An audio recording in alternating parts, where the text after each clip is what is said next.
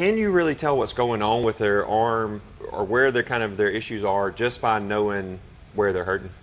Yeah, so we see a lot of injuries. You can have, medial elbow pain, lateral elbow pain, anterior shoulder pain, posterior shoulder pain, a lot of different areas that they have issues in the arm when they're throwing. A lot of times it can be related to higher volume of pitches, but there are a lot of other reasons why that happens. But usually if I see a medial arm pain, some tenderness in there, and say, okay, this guy, maybe he's opening up too early, right? So, and that's a big cause, is they don't know how to use their legs, their lower half very well.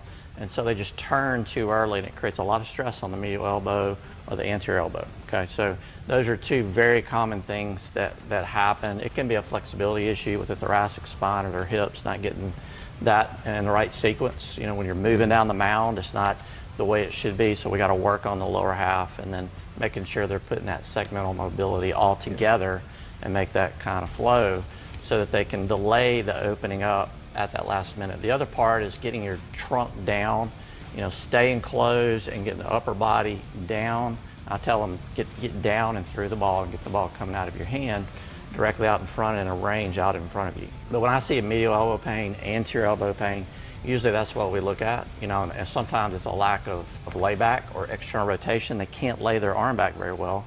Your body intuitively knows, I got to turn early to get the hand out front, right? So you can't delay this layback long enough to delay that opening. Yeah. If pain is what sent somebody in here to see you, how do you begin that process of getting them back into throwing? And should they even throw if they're hurting in general? Yeah, so if they have medial, any pain really, we shut them down. We shut them down for about 2 weeks, do 6 or 7 arm care sessions, work on range of motion, flexibility, strength, look at their mechanics, start doing some plyo work, throwing, we call it motor pattern training.